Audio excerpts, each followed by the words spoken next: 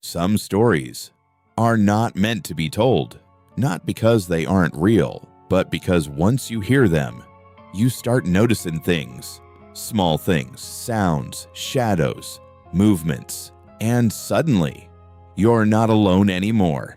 Tonight, I'm going to tell you 3 true scary stories. But be careful, because sometimes the story doesn't end when the video ends.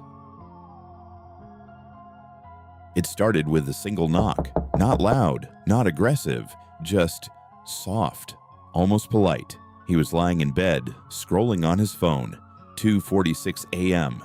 The house was completely silent. Then, knock.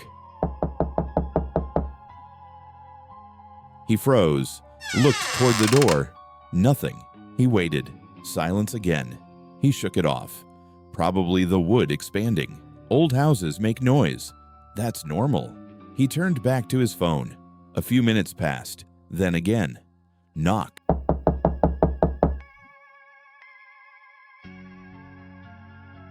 This time, slightly louder, more deliberate. He sat up, now fully alert. Hello? He called out. No answer. He slowly got out of bed, walked toward the door, placed his hand on the handle, and waited. Nothing. He opened the door. The hallway was empty, dark, cold, too quiet. He checked every room. Nothing. Everything locked. He went back to bed, but something felt wrong, like the house was watching him.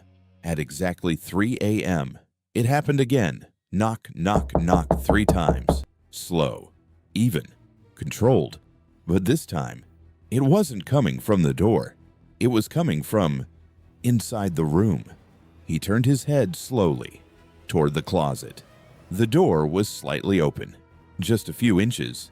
He knew for a fact he had closed it. The knocking came again from inside the closet. He didn't move, didn't breathe. Then, very slowly, the closet door began to open on its own, just a little more, then stopped. Silence.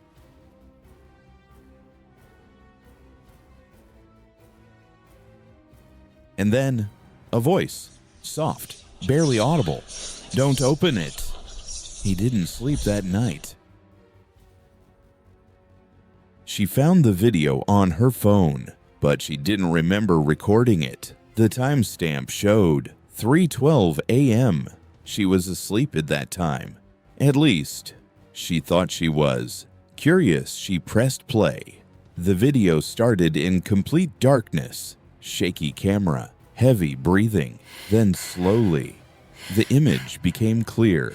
It was her room, from her perspective, as if she was holding the phone, walking toward her own bed.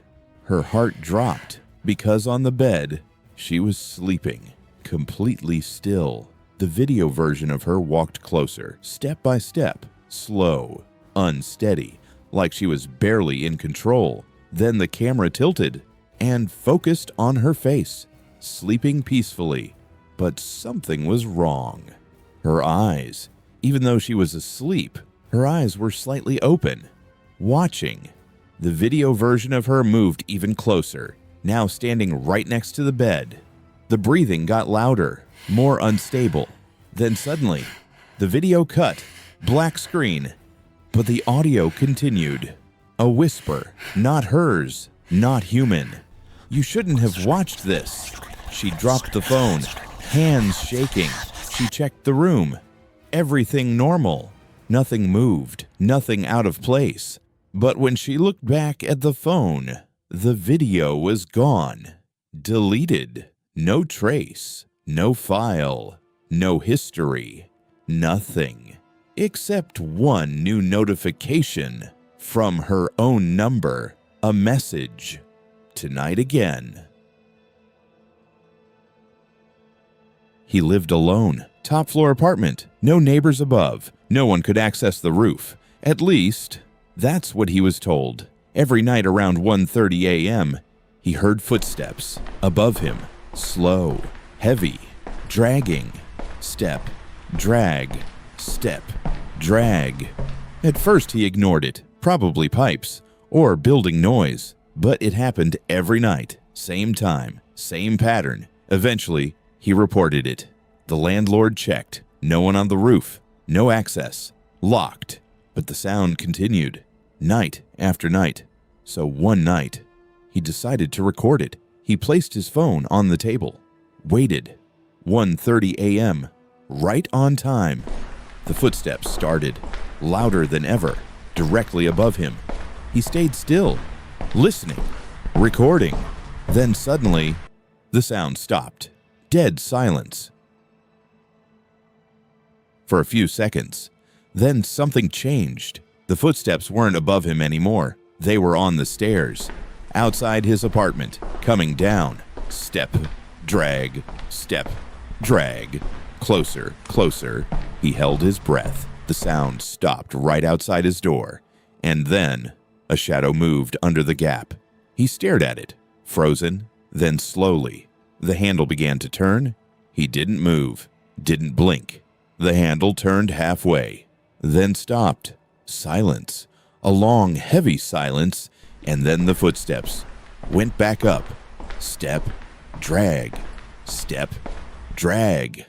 The next morning, he checked the recording. The footsteps were there, clear, loud. But something else was recorded too. A second sound, very faint. Behind the footsteps, a voice, repeating something, over and over. Almost inside. Almost inside. Some sounds are not random. Some movements are not mistakes. And some things don't need to be seen to be real. So tonight, when you hear something in the dark, don't ignore it. And whatever you do, don't open the door, because sometimes the thing on the other side is already trying to get in.